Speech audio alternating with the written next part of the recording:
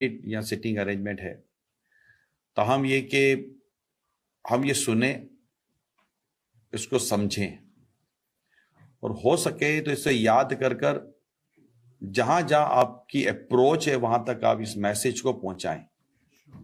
بلغوا عنی ولو آیا، حدیث پاک میں ہے، پہنچا دو میری طرف سے ایک ہی آیت ہو۔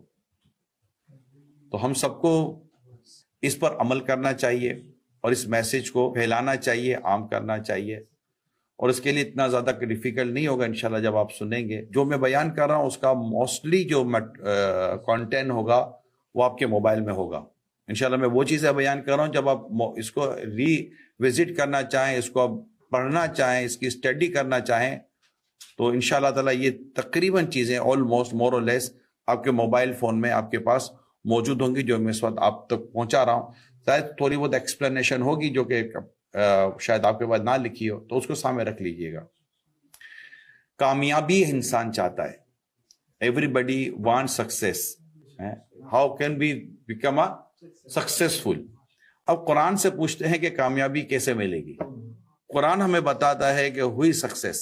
اب قرآن سے جب ہم سے رہنمائی لیتے ہیں تو اللہ فرماتا قد افلح المؤمنون، بے شک ایمان والے کامیاب ہو گئے، ایمان والے کامیاب ہو گئے، ایمان والے کامیاب ہو گئے۔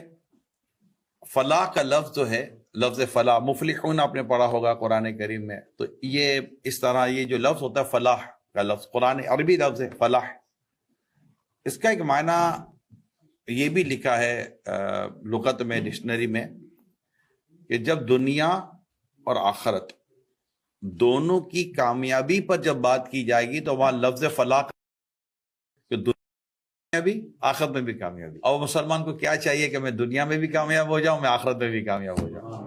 اور پیارے آقا صلی اللہ علیہ وسلم فرماتے ہیں جو ان آیات پر عمل کرے گا وہ جنت میں جائے گا۔ اور حقیقت یہ ہے کہ جنت میں جانا یہ بہت بڑی کامیابی ہے، کیونکہ قرآن کریم میں یہ بھی فرمایا کہ جو آگ سے بچا کر جنت میں داخل کیا گیا وہ کامیاب ہوا۔ فمن زحزح عن النار وادخل الجنت فقد فاز، یہ قرآن کریم میں ہے، سورہ آل عمران میں یہ آیت کریمہ کا میں نے حصہ آپ کے ساتھ میں بیان کیا۔ تو جسے آگ سے بچا لیا گیا، جہنم کی آگ سے، جسے آگ سے بچا لیا گیا اور جنت میں داخل کر دیا گیا تو وہ کامیاب ہو گیا۔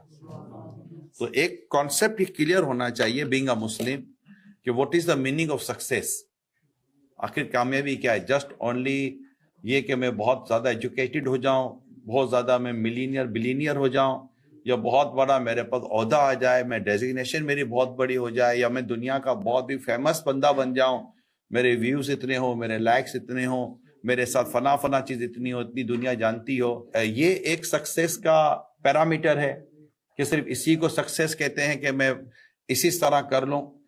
ڈیفینیٹو ایک مسلمان اپنے قرآن سے رہنمائی لے گا نا۔ ہماری جو رہنمائی ہے، بیسیکلی جو ہماری رہنمائی کا جو ذریعہ ہے وہ قرآن اور حدیث ہے۔ قرآن کہتا ہے کہ کامیاب کون ہوا، قد افلح المؤمنون پر آتے ہیں، ٹھیک ہے، بے شک ایمان والے کامیاب ہو گئے۔ اب یہاں پر ایک حدیث سنیے، پیارے آقا صلی اللہ علیہ وسلم نے فرمایا، ظاہر ہمارے لیے دو مین ہیں، قرآن کی آیت کیا کہتی ہے اور حدیث کیا کہتی ہے۔ اب میں نے قرآن کریم کی کبھی آپ کو آیت پڑھا، یہ آپ کے انشاءاللہ نالج میں کے لیے کام آئے گا۔ میں نے آپ کے سامنے قرآن کریم کی آیت بیان کی، اس آیت کی وضاحت بھی میں نے قرآن کی آیت سے بیان کی، پارہ 18 سورہ مومنون، قد افلح المؤمنون۔ اور جب میں نے اس کی اور ایکسپلینیشن آپ کو دی کامیابی کی، تو وہ بھی سورہ آل عمران سے دی ہے۔ اس کو کہتے ہیں قرآن کی وضاحت قرآن ہی سے کی جائے، یہ سب سے زیادہ امپورٹنٹ ہے۔ اور دوسری چیز، قرآن کی وضاحت حدیث سے کی جائے، یہ بہت امپورٹنٹ ہوتی ہے۔ اور قرآن کریم میں جس طرح جنت کی کامیابی، جنت پانا، کامیابی حاصل کرنا، تو رسول اکرم صلی اللہ علیہ وسلم نے ارشاد فرمایا، جس شخص کو جہنم سے بچنا اور جنت میں داخل ہونا پسند ہو، کس مسلمان کو پسند نہیں ہوگا، تو اسے موت ضرور اس حال میں آئے کہ وہ اللہ تعالیٰ اور آخرت کے دین پر ایمان رکھتا ہو، اور جس معاملے میں وہ اپنے لیے پسند کرتا ہو وہی معاملے میں وہ دوسروں کے لیے بھی پسند کرے۔ کتنی خوبصورت ایک سوشل ہماری رہنمائی کی گئی نا، سوسائٹی میں آپ کو کیسے رہنا ہے، کہ جو اپنے لیے پسند کرے دوسروں کے لیے بھی وہی پسند کرے.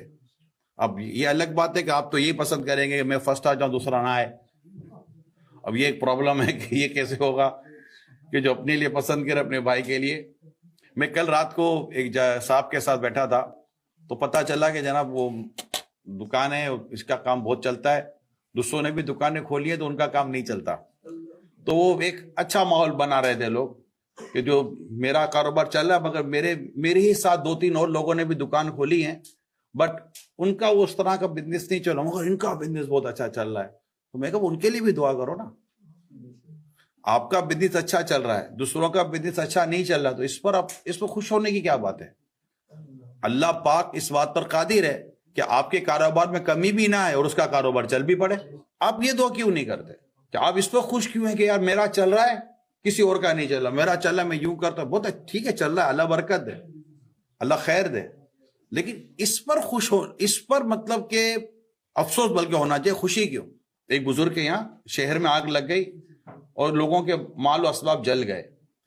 جب ان کو بتایا بولا حضور آپ کا مال سلامت ہے باقی سب کا جل گیا, تو ان کے منہ سے نکلا الحمدللہ, مگر اگلے لمحے ان کو افسوس ہوا کہ ہائے افسوس یہ میں نے کیوں کہہ دیا.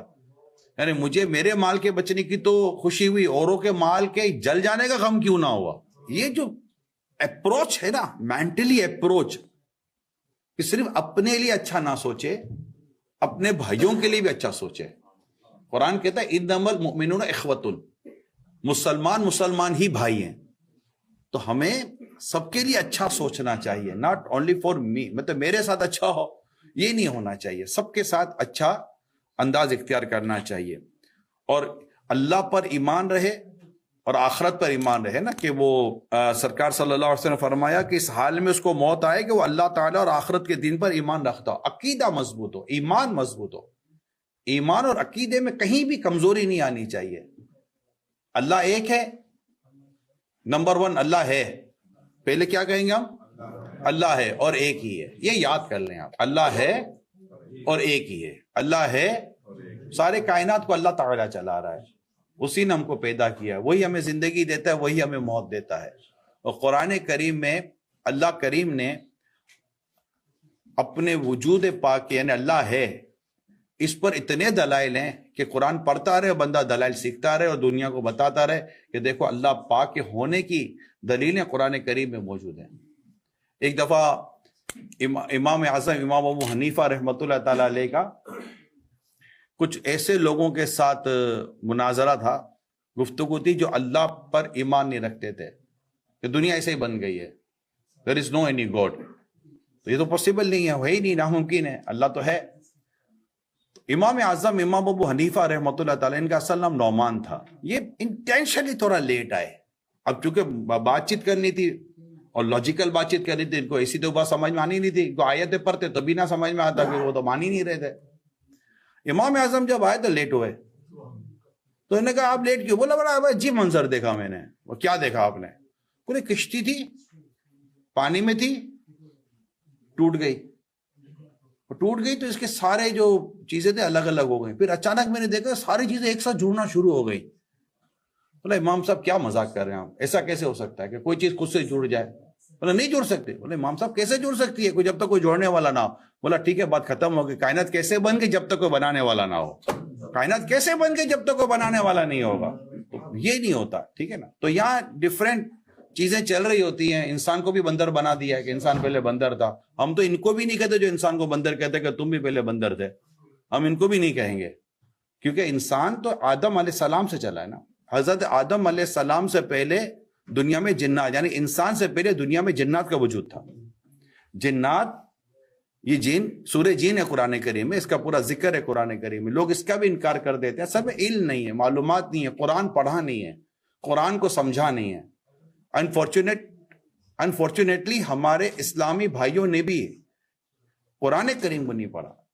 آپ ماشاءاللہ جو اسلامی بھائی یہاں بیٹھے ہوئے ہیں, میں آپ سے ریکویسٹ کروں گا کہ قرآن کریم کو ضرور پڑھیں. اس کی پوری, اچھا قرآن کریم کو پڑھیں, اس کی پوری ایکسپلینیشن کے ساتھ پڑھیں. انشاءاللہ تعالیٰ بہت جلدی ہم آپ کو انگلش ٹرانسلیشن دے جائیں گے قرآن کریم کا, اللہ نے چاہا تو. اس کی تفسیر دیں گے صراط الجنان کی, اردو میں موجود ہے الحمدللہ. اس کی 10 والیوم ہے, اس کو پڑھنا چاہیے. خیر اللہ پر ایمان رکھے، آخرت پر ایمان رکھے، اس بات پر ایمان رکھے کہ اللہ کے پیارے نبی صلی اللہ علیہ وسلم سب سے آخری نبی ہیں۔ حضرت عیسیٰ علیہ السلام کو آسمانوں پر اٹھایا گیا، زندہ اٹھایا گیا، اور قرب قیامت میں عیسیٰ علیہ السلام دوبارہ دنیا میں تشریف لائیں گے، اور پھر اس کے بعد قیامت قائم ہوگی۔ اور یہ ساری چیزیں قرآن و حدیث کی روشنی میں کتابوں میں لکھی ہیں۔ اللہ کرے گا ہم اس کو پڑھیں، ہماری تھاٹ، ہمارے نظریات، ہمارے عقائد، ہمارے بلیفز جو ہیں اس کا مضبوط ہونا بہت ضروری ہے۔ صحابہ کرام کے تعلق سے، اہل بیت کے تعلق سے، اللہ اس کے رسول کے تعلق سے، جنت کے تعلق سے، جہنم کے تعلق سے۔ باہر شریعت یہ بڑی پیاری کتاب ہے، اس کا انگلش ورژن موجود ہے۔ اس کو اگر آپ کو، آپ تو کتابیں پڑھتے ہیں نا، آپ کی تو لائن ہی اسٹڈی کرنا ہے، تو اگر اس کو بھی اپنے ساتھ رکھ لیں گے نا، اس کتابوں کو، اور پڑھتے رہیں گے، اور آپ کا چونکہ اٹھنا بیٹھنا ہر طرح کے لوگوں میں ہوتا ہے، نان مسلم ہیں، مسلم ہیں، ہر طرح کے لوگوں میں آپ کا اٹھنا بیٹھنا ہوتا ہے، اور ان کے ذہن میں 10 قسم کے سوال ہوتے ہیں۔ سوشل میڈیا نے 10 قسم کے سوال کریٹ کیے ہوئے ہیں۔ آپ کی تھوڑی نالج ہوگی نا، اس طرح کی بیسک نالج جو اسلام سے، عقائد و نظریات سے ریلیٹڈ ہے، الحمدللہ آپ بہت بہترین طریقے سے بتا دیں گے، ریفرنس کے ساتھ بات کریں۔ یہاں تو ریفرنس چلتا ہے نا کہ بھائی ریفرنس دیجیے، قرآن میں یہ ریفرنس ہے، حدیث کا یہ ریفرنس ہے، فلاں کتاب کا یہ ریفرنس ہے، تو آپ کے پاس ریفرنسز موجود ہوں گے، تو آپ اپنی بات کر کے نکل جائیں۔ الحمدللہ دعوت اسلامی کے سوشل پلیٹ فارم پر I think more than 70,000 videos ہیں، مور دین 70,000 ویڈیوز ہمارے یوٹیوب چینل وغیرہ پر موجود ہیں، اور 6 کروڑ سے زیادہ سبسکرائب ہیں دعوت اسلامی کے ساتھ، تو بہت بڑی دعوت اسلامی کے ساتھ فین فالوونگ الحمدللہ رن کر رہی ہے، اور ہماری ویڈیوز موجود ہیں، تو آپ اس سے بھی اپنے آپ کو فائدہ دے کر دوسروں تک پہنچا سکتے ہیں۔ قرآن کریم میں آیا قد افلح المؤمنون، کہ کامیاب ہو گئے مسلمان جو ہیں، وہ ہو گئے کامیاب۔ اور میں نے آپ کے سامنے ایک حدیث بھی بیان کی۔ اب وہ جو رسول اکرم صلی اللہ علیہ وسلم نے فرمایا کہ ان کی 10 آیات ہیں، اب وہ جو آیات ہیں ان کی مزید تفصیل میں زیادہ نہیں جاؤں گا، آہستہ آہستہ تھوڑی سی کر کے میں اپنے بیان کو پورا کر دوں گا۔ پہلی کوالٹی جو رسول اکرم صلی اللہ علیہ وسلم نے فرمایا کہ یہ خصوصیات ہونی چاہیے جو اس پر عمل کرے گا، وہ پہلا عمل کیا ہے؟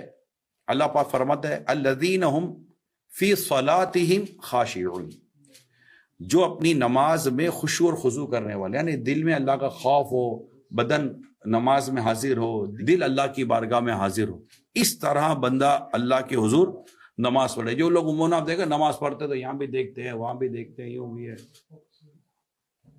ادھر ادھر نہیں دیکھنا چاہیے۔ اگر جیسے آپ قیام میں کھڑے نا نماز پڑھ رہے ہیں، تو قیام میں جب آپ نماز پڑھ رہے ہیں ہاتھ ناف کے نیچے، امام اعظم امام ابو حنیفہ رحمۃ اللہ تعالیٰ علیہ کے نزدیک ناف کے نیچے ہم نماز میں ہاتھ باندھتے ہیں، ٹھیک ہے نا۔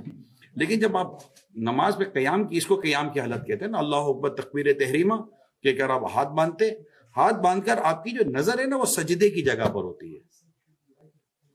یہ نماز کے کچھ آداب ہیں، کچھ اس کے طریقہ کار ہے نماز کا۔ تو اسی طرح جب آپ رکوع کرتے ہیں تو آپ کی کمر سیدھی ہوتی ہے، اور آپ کی نظر جو ہے نا وہ پاؤں کے انگوٹھوں کے پر ہوتی ہے۔ اسی طرح جب آپ سجدہ کرتے ہیں تو سجدے میں آپ کی جو نظر ہے وہ ناک کی طرف ہوتی ہے۔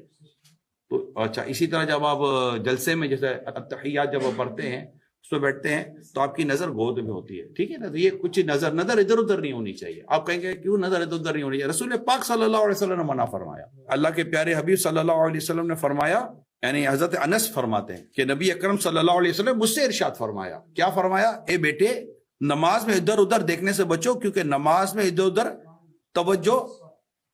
ادھر توجہ یہ ہلاکت ہے۔ بلکہ ایک اور حدیث پاک میں ہے، نماز میں ادھر ادھر توجہ کرنے کے بارے میں سوال کیا پیارے آقا سے، تو فرمایا یہ شیطانی عادت ہے، یہ شیطانی لغزش ہے، یہ شیطانی بھول ہے، اس کے ذریعے شیطان بندے کو نماز سے پھسلاتا چلا جاتا ہے۔ تو نماز میں نگاہیں جو ہیں اس کو بھی کہاں رکھنا چاہیے، اس کا بیان آپ نے بھی سنا، دل میں بھی بس یہ کہ میں نماز میں ہوں۔ کہتے نا احسان، حدیث پاک میں احسان کی تعریف یہ آئی ہے کہ نماز یوں پڑھ کہ تو اللہ کو دیکھ رہا ہے، یوں دل میں نماز کا خشوع اور خضوع اس کو کہتے ہیں نا، ایک کیفیت پیدا ہوتی ہے۔ اس کے بعد فرمایا والذین هم عن اللغو معرضون، جو دوسری صفت، ہم نے 10 آیات کو بڑا مختصر سمجھنا ہے۔ اور جو فضول بات سے منہ پھیرنے والے ہیں، یعنی کہ اس کو آپ کہتے ہیں نا فروٹفل ایکٹیویٹی، یوزفل ایکٹیویٹی، یعنی ایک ایسی ایکٹیویٹی کہ جس کا دین کا فائدہ ہو یا دنیا کا فائدہ ہو، کوئی ایک تو فائدہ ہو. اب ایسا کام نہ جس کا دین کا فائدہ نہ دنیا کا فائدہ، اب بیٹھے ہیں فضول باتیں کر رہے ہیں، کوئی مقصد نہیں ہے. عموماً ہمارے ینگسٹر بیٹھے ہوتے ہیں، بڑی تبصرے کر رہے ہوتے ہیں، پولیٹیکلی تبصرے کر رہے ہوتے ہیں. اچھا تھوڑی دیر کے بعد کہیں گے یار ہونا کچھ بھی نہیں ہے، چلو بھائی چلتے ہیں. تو وہ بات کیوں کی؟ وائی؟ تو اس میں پھر غیبتوں کی الگ باتیں ہیں، چگلیوں کی الگ باتیں ہیں، آپس میں گناہوں بری ڈسکشنز الگ ہے. پھر ایک ایسی جگہ پر جانا کہ جہاں سے آپ واپس آئے، آپ ایک بار پلیز اپنے آپ سے کوشچن کر لیں، یار وہاں گئے جیسا آپ یہاں ہیں، یہاں سے 1 گھنٹہ آدھا گھنٹہ پونا گھنٹہ بیٹھ کر آپ جائیں گے، آپ سے کوئی پوچھے گا بھائی کیا گین کیا، تو میں بھی اللہ نے چاہتا آپ کہیں گے کہ میں نے یہ حاصل کیا. کچھ حاصل کیا یا نہیں کیا؟ جب کچھ بھی حاصل نہیں کیا تو دیٹ مینس یہ فضول ہے. ایسی چیزوں سے بچنے کی مسلمان کو ترغیب دی گئی ہے کہ اپنے آپ کو ان چیزوں سے بچائے. حدیث پاک میں انسان کے حسن اسلام سے یہ بھی ہے کہ ان کاموں سے بچے نہ جس کا دین کا فائدہ نہ دنیا کا فائدہ. اس کو کہتے ہیں لا یعنی کام، فضول کام. والذین هم عن اللغو معرضون، کہ یہ دوسری صفت. پہلی کوالٹی کیا تھی؟ نماز میں خشوع اور خضوع. دوسری کوالٹی کیا آئی؟ فضول چیزوں سے، فضول کاموں سے خود کو بچا کر رکھے. تیسری بات والذین هم للزکاۃ فاعلون، اور وہ جو زکوٰۃ دینے کا کام کرنے والے ہیں. یہاں زکوٰۃ کا بیان آ رہا ہے. پہلے نماز کی خشوع خضوع، فضول سے بچنا، اور اب آئیے زکوٰۃ کا کام، یعنی زکوٰۃ دیتے ہیں جو ان پر اللہ نے فرض کی ہے زکوٰۃ، وہ زکوٰۃ ادا کرتے ہیں. اس کے علاوہ اس کی اور بھی تفسیر یہاں لکھی ہوئی ہے. اب یہ 4 آیت ہو گئی، 10 ہے نا، یہ 4. اب ہم 5ویں پر آ رہے ہیں. اب فرمایا والذین هم لفروجہم حافظون، اور وہ جو اپنی شرم گاہوں کی حفاظت کرنے والے ہیں. یہ بات ینگسٹر بیٹھے ہوئے، مجھے کوئی بہت زیادہ ڈیٹیل میں سمجھانے کی اس میں وہ نہیں ہے، لیکن اس کی میں ایکسپلینیشن کی طرف جاؤں گا. اور وہ جو اپنی شرم گاہوں کی حفاظت کرنے والے ہیں. پیارے آقا صلی اللہ علیہ وسلم نے فرمایا بخاری شریف میں، جو شخص میرے لیے اس چیز کا ضامن ہو جائے جو اس کے جبڑوں یعنی منہ کے درمیان زبان اور 2 ٹانگوں کے درمیان یعنی شرم گاہ، اگر اس کی مجھے ضمانت دے دے، 2 باؤں کے درمیان شرم گاہ اور 2 جبڑوں کے درمیان من زبان، اگر مجھے اس کی گارنٹی دے دے، ضمانت دے دے کہ اس کو مس یوز نہیں کرے گا، قرآن و حدیث کے مطابق اس کو استعمال کرے گا، تو جو اس کی ضمانت دے دے کہ اس کو غیر شرعی طور پہ استعمال نہیں کرے گا، تو نبی پاک فرماتے اس کے لیے میں جنت کی ضمانت دیتا ہوں. زبان کے سنبھالنا ہے. اب آپ بتائیے کہ اتنا بڑا آدمی گوشت کے 2 ٹکڑوں کا نہ سنبھال سکے، پھر بڑی بڑی باتیں کرنے کا کیا فائدہ؟ اب سنبھالنا کیسے ہے اس کے بارے میں آتا ہے کہ حفاظت کرے. ٹھیک آ گیا ہے اللہ، کیا ان کو کہیں استعمال نہیں کرنا؟ میں شرم گاہ کی حفاظت کر رہا ہوں. ٹھیک ہے، بات کر رہا ہوں، شرم گاہ کے تعلق سے بات کر رہا ہوں.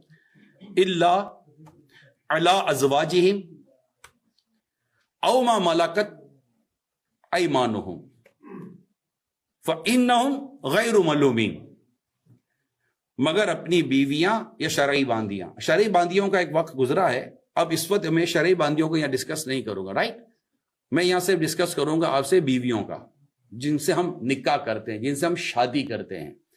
فرمایا ان کے ہاتھ کی جو ملک ہے باندیاں، ان کا جو ابھی ٹائم نہیں ہے، بس بے شک ان میں کوئی ملابند نہیں. یعنی اگر وہ اپنی خواہش کو پوری کرنے کے لیے اپنی بیوی کے ساتھ رابطہ کرتا، اپنی بیوی کے ساتھ تعلق قائم کرتا ہے، تو یہ کیونکہ یہ خواہش جو ہے انسان کو جو دی گئی ہے، اس میں بہت سارے فائدے ہیں.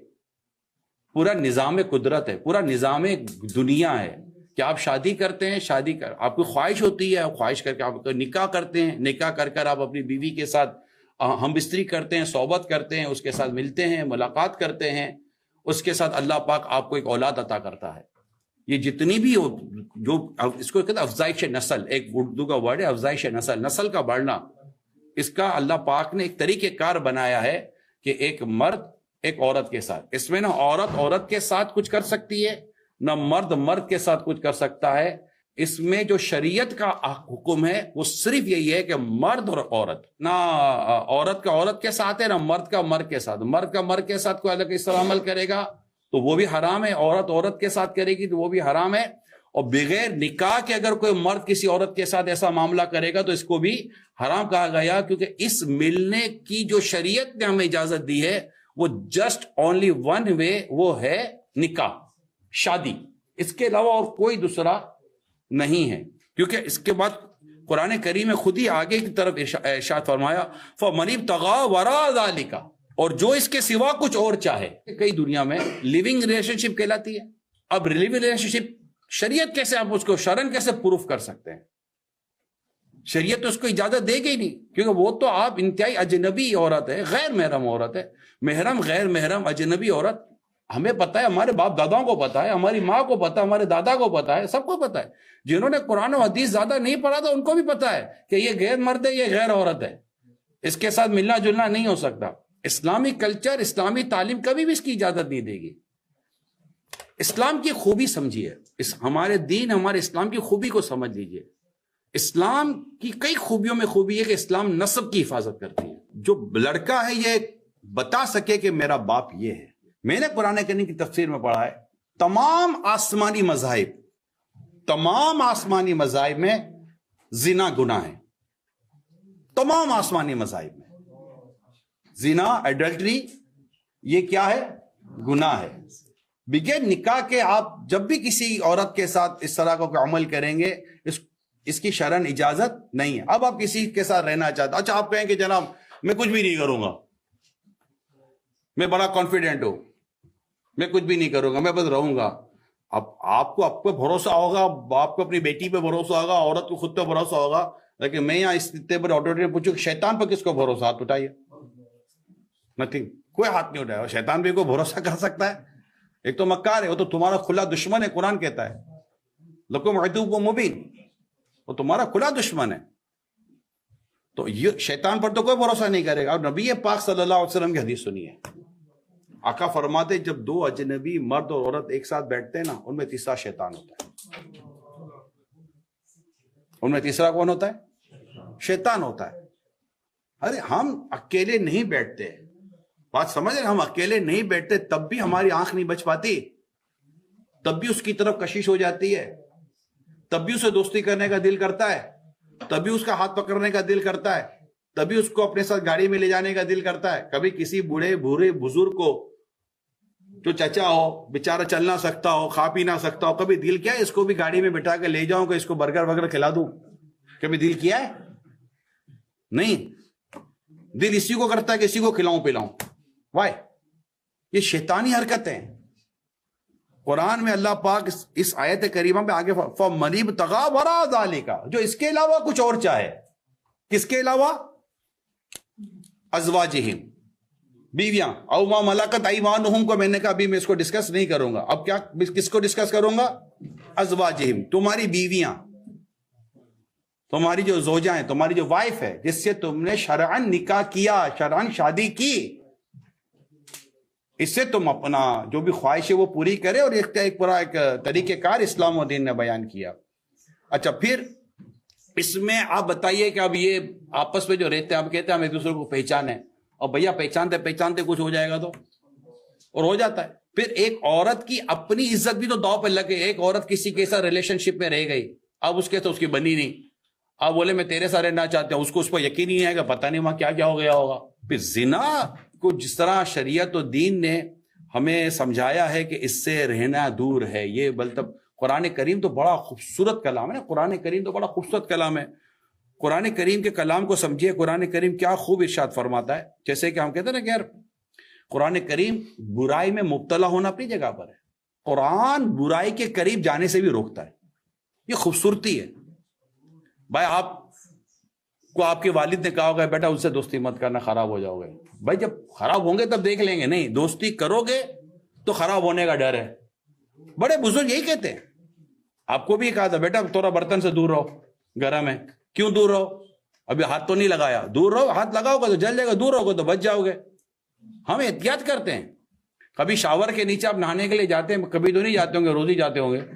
اوکے، تو شاور کے لیے جاتے ہو تو ایسے ہی شاور کھول کے اس کے اوپر سے گرنے کا انتظار کرتے ہیں کہ تھوڑا چیک کرتے ہیں پانی گرم آئے گا تو جاؤں گا. ساری احتیاط کرتے ہیں. چائے پیتے ہیں تو کیا کرتے ہیں؟ پہلے چکلو گرم ہے کہ ٹھنڈی ہے، پی کر تھوڑا قریب لے جاتے ہیں. سینس یوز کرتے ہیں آپ، رائٹ؟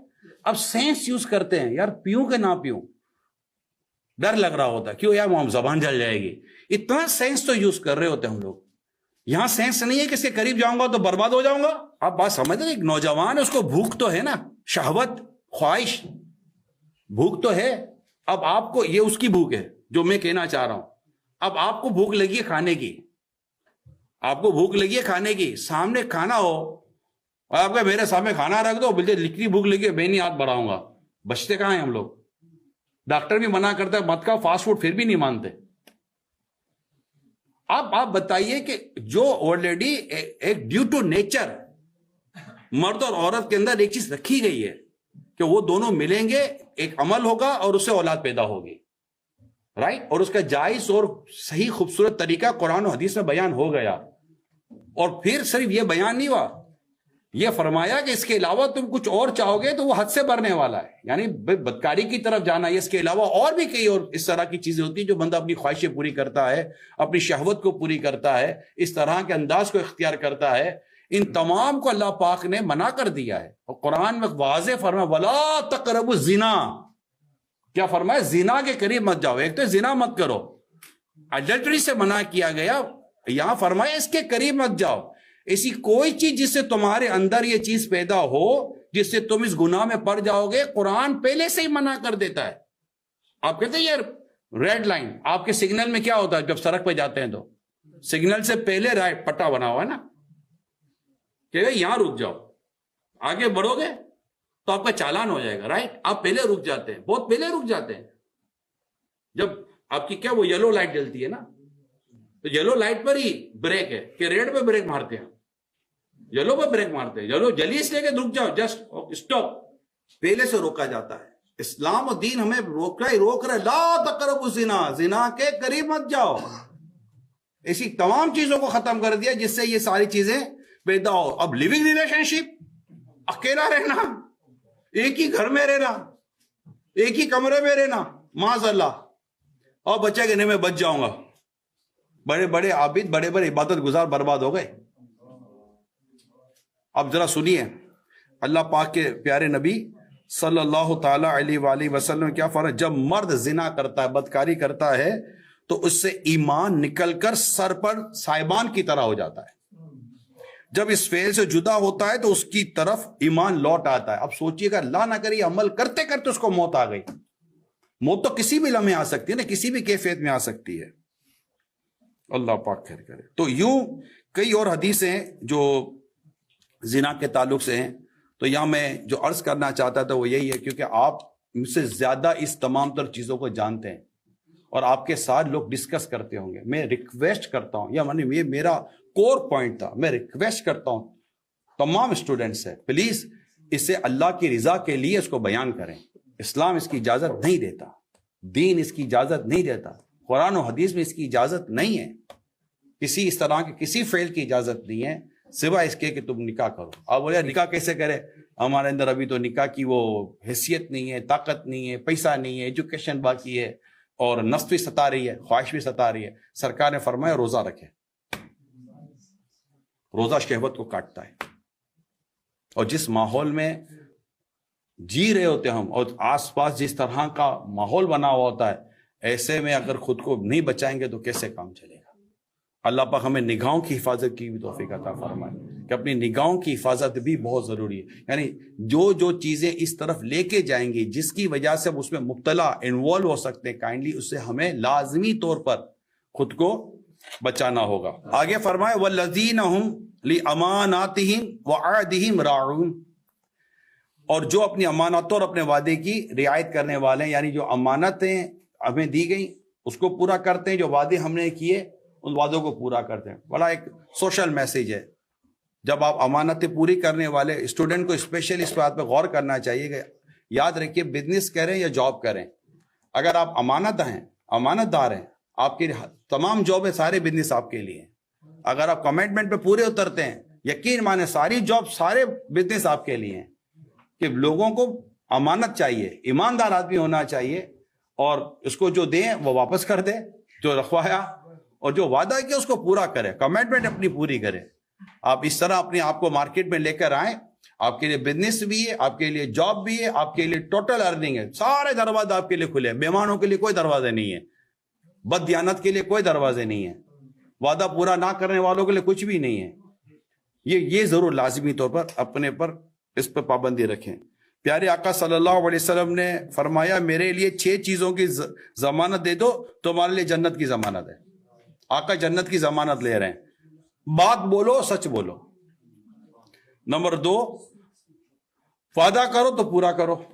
نمبر 3، تمہارے پاس امانت رکھی جائے تو اسے ادا کرو۔ نمبر 4، اپنی شرم گاہوں کی حفاظت کرو، تو ابھی تھوڑی دیر پہلے میں نے بیان کیا۔ اور نمبر 5، اپنی نگاہوں کو پست رکھو۔ یہ نگاہوں کو نیچی رکھنا ہے نا، یہ بھی اپنی عزت کی، اپنی عفت کی، اپنی شرم گاہ کی حفاظت کا بہترین ذریعہ ہے۔ اور اپنے ہاتھوں کو روکو کہ اس سے بھی کوئی اللہ کی نافرمانی والے کام نہ کرو۔ پھر فرمایا والذین هم علی صلواتہم یحافظون، پہلی آیت، دوسری آیت میں فرمایا خاشعون نماز کے ساتھ، یہاں فرمایا یحافظون نماز کے ساتھ۔ پہلے میں فرمایا نماز میں تمہیں خشوع اور خضوع یعنی تمہاری قلبی کیفیت و ظاہر پورے اس کے ساتھ نماز پڑھو نا۔ اب اللہ فرماتا ہے اس کی حفاظت کرو، یعنی حفاظت کیسے کرنی ہے؟ 5 نمازیں اللہ تعالیٰ نے جو فرض کی ہے وہ ادا کرنی ہے، وضو کے ذریعے نماز کو مکمل پڑھ کر، اس کی وقت پر پڑھ کر نماز کی ہمیں حفاظت کرنی ہوتی ہے۔ اب آ جائیں یہاں پر قد افلح المومنون، نماز میں خشیت، فضول چیزوں سے بچنا، اپنی زکوٰۃ کا کام کرنا، شرمگاہ کی حفاظت کرنا، عزت جو میں نے ابھی بیان کیا، ٹھیک ہے، وعدے پورے کرنا، امانتیں پوری کرنا، اور نماز کو اس کے وقت میں صحیح طور پر پوری نماز ادا کرنا، یہ ساری باتیں ہو گئی۔ اس کے بعد فرمایا اولئک هم الوارثون، یہ جو لوگ ہیں جو یہ عمل کر رہے ہیں جن کے لیے بیان ہوا، ان کے لیے فرمایا اولئک هم الوارثون، یہی لوگ وارث ہیں، یہی لوگ وارث ہے۔ کس چیز کے وارث ہیں؟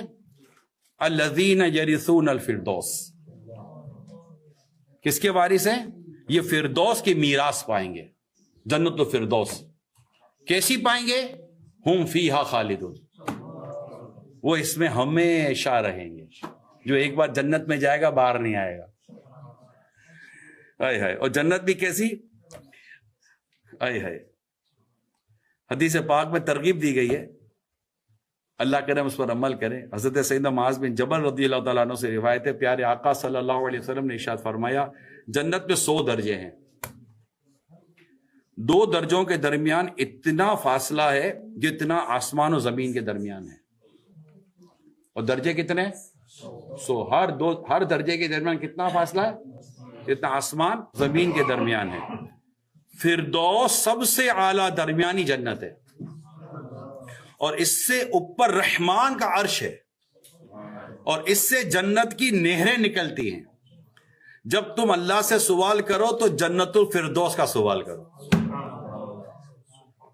یعنی جب بھی ہم سوال کریں اللہ سے دعا کریں یا اللہ مجھے جنت الفردوس عطا کر، اور اس میں بھی یہ بھی اضافہ کریں یا اللہ جنت الفردوس میں اپنے پیارے حبیب صلی اللہ علیہ وسلم کا پڑوس عطا کر۔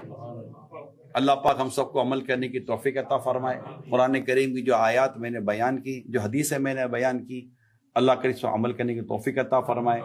اس طرح اپنے آپ کو عمل کی طرف لائیں، اچھے ماحول کی طرف لائیں، نیک لوگوں کی طرف لائیں۔ حدیث میں آتا ہے دوست کے دین پر ہوتا ہے، دیکھو تم کس سے دوستی کر رہے ہو۔